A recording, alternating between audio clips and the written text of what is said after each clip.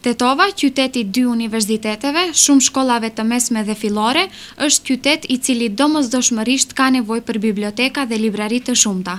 Sa është interesimi i qytetarëve të këtij vendi mbi leximin e librave, mbi blerjen e tyre dhe sa ata janë ndjekës të mirë të titujve të ri, dhe sa kjo është e rëndësishme për një qytet universitar siç është Tetova. Drejtuesit e bibliotekës së qytetit thonë që janë të pajisur me libra, por jo dhe aq sa t'i mbulojnë kërkesat e të gjithë lexuesve.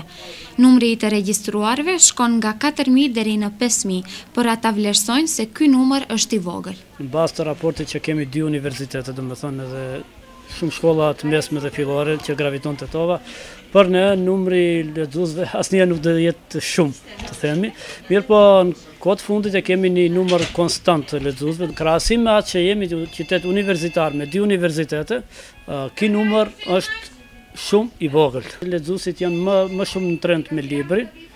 Edhe çdo herë ka kërkesa për tituj të ri. Mirë po ne mundohemi lart poshtë që të furnizojmë lexuesit me tituj të ri me mundësitë tona që i kemi. Leximi është edhe kulturë e cila mbillet nga familja, por dhe arsimimi është faktor shumë i rëndësishëm. Në kohën kur mund të lexojmë libra edhe në mënyrën online, leximi klasik mbetet i pazëvendësueshëm.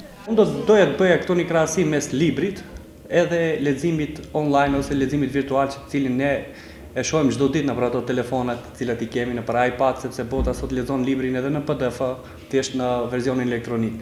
Unë nuk doja ta krahasoj absolutisht kënaqësinë e leximit një teksti të botuar në formë libri dhe një kënaqësi leximit një teksti para këtij ekranit të cilit vazhdimisht qarkullojnë informacione. Është çështja e vërtetësisë së informacionit, është edhe çështja e asaj se libri është i pazëvendësueshëm nga leximet të cilat i bëjmë në këto portalet, në mjetet e informimit. Në librarin universitare Albas në Tetov, thonë se shitja e librave është shumë e dobët në krahasim me atë se Tetova është qytet i 2 universiteteve. Mendoj se lexues ka, mirë po nuk është numri aq edhe i kënaqshëm. Po nuk do të them se ka një moshë të caktuar, meqense pjesa dërmuese, domethënë e lexuesve këtu, domethënë duke filluar nga ata më të dashurit tanë, fëmijët dhe deri tek studentët janë vizitorë të rregullt. Fenomeni i leximit ndërlidhet edhe me blerjen e librit. Situata ekonomike në vend ndikon që libri të mos shitet edhe gjithaq. Sa përket leximit, kam përshtypjen se bisedohet për një fenomen i cili automatikisht ndërlidhet edhe me blerjen e librit, që për fat të keq tek shoqëria shqiptare kam përshtypjen se merret me një rezervë, sepse për momentin libri paraqet një kosto caktuar, është i shtrejtë për situatën që ne jemi. Shitja nuk është edhe aq e mjaftueshme, mirë po shpresojmë se më thënë të ardhmen do të ketë edhe më tepër. Gjendja financiare është një ndër faktorët, mirë po edhe rrjetet sociale bëjnë punën e tyre. Në përgjithësi, raporti i qytetarëve të Tetovës me leximin dhe blerjen e librave duket se është i dobët.